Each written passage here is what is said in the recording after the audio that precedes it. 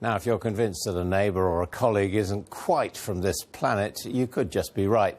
A Cambridge University professor says that if aliens exist, the principles of evolution mean that they're likely to look like humans and not like little green men. Well, I'm joined by the space journalist Sarah Crudders, who's going to help me explain it. Let's have a look at what this Professor Conway Morris is claiming. He's saying that if you're an alien, you'll probably end up with eyes, limbs and digits, fingers. So, in other words, it's life, Sarah, but as we know it. Well, I think what he's trying to say is I think throughout science and our understanding, our trying to gain understanding about the world around us, we've made assumptions. So 400 years ago, we assumed we were at the centre of our solar system and the sun went around us. And this is a similar sort of assumption. So he's assuming just because we've had evolution here on Earth, that you're going to get evolution on other planets. So you're going to have primates that evolve. But what we've learned throughout science and throughout history is that's not the case. And literally the universe is not only as strange as you can imagine, it's stranger than you can imagine. OK, now one of the things he's saying is that you will need cognitive sophistication, i.e. a brain.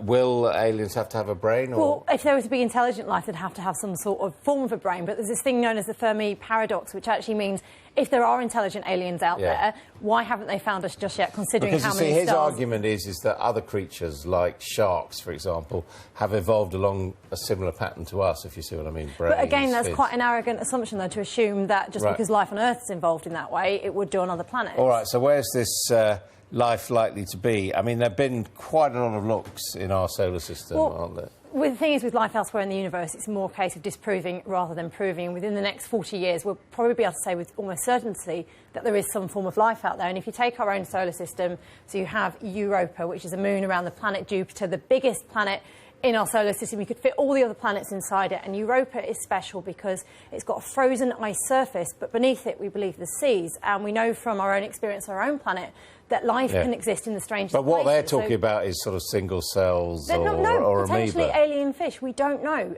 Alien fish on Europa. There is the potential. We've got alien-type fish in the deepest, darkest bits of our ocean that we don't know about. There is the potential within science, and it does sound ridiculous, but you've got to remember we're only scratching the surface of what we know well, that's about the thing, because, I mean, you can look much more widely there, much better chance that elsewhere, possibly in this galaxy. OK, so this is our galaxy with the Milky Way, which we're part of one of many other galaxies in the universe, and there's more stars out there than grains of sand, and every single star you see when you look up in the night sky has at least one planet around it. So you only need 1 in a million to have an Earth-like planet, and then you're getting similar life to us. Well, this is the one. This is the big figure. There are and the rest, 100,000 million stars in our galaxy. Yep. And there's supposed to be 100,000 million galaxies. Yeah, right? The universe is teeming with life in some form or another, whether it's like us You're sure of or that? whether it's like that. It's more a case of disproving rather than proving. OK, you think there's life out there? Well, thank you very much indeed. Thank you.